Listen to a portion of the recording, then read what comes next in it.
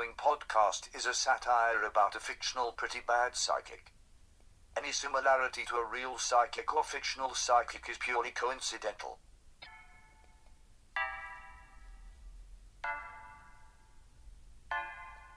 From a penthouse apartment overlooking Goose Lake, it's time for Ronaldo the romance psychic. Are you having problems with your partner? Ask Ronaldo if he can see what the future has in store for you.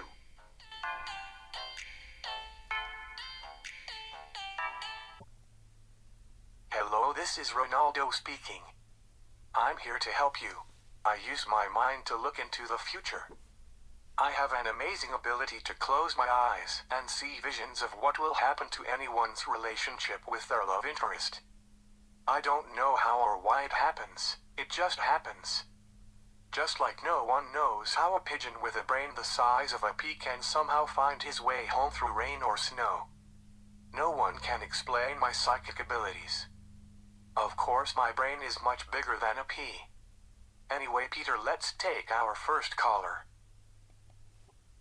Mandy, our first caller, claims her husband wants to leave her and go off and join a monastery. Hello, Mandy. I hear your husband wants to run off and become a monk.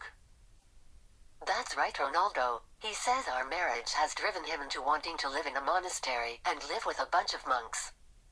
And he blames me. Why does he want to become a monk? Are you hard of hearing? It's because he doesn't want to be married to me anymore.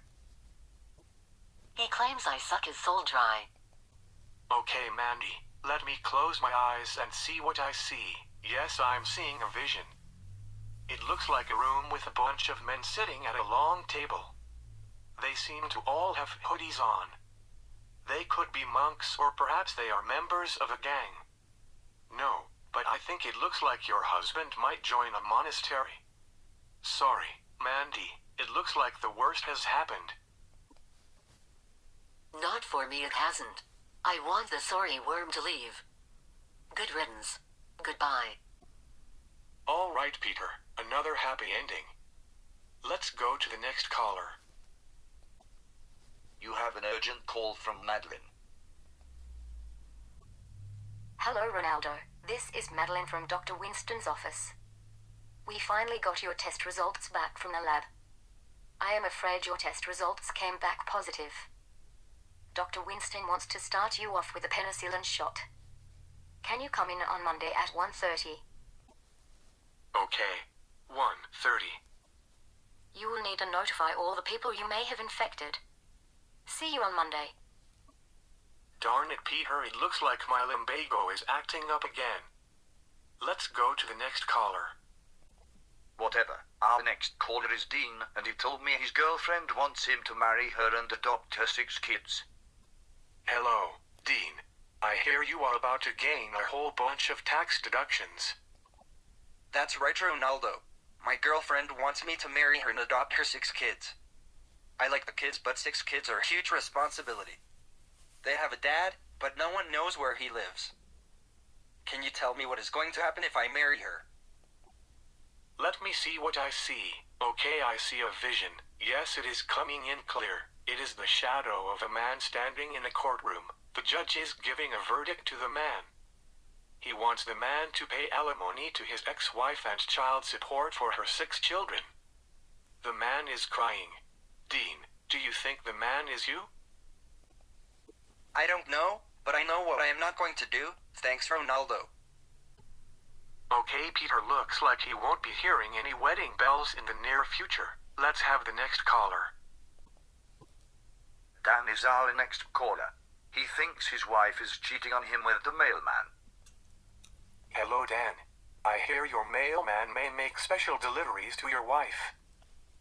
Right, Ronaldo. I have Fridays off, so I don't know what the mailman does for the rest of the week. But on Fridays the mailman brings her flowers or candy. And my wife spends hours getting dressed and putting on her makeup. She stands by the window waiting for him to show up. What do you think happens when I'm at work?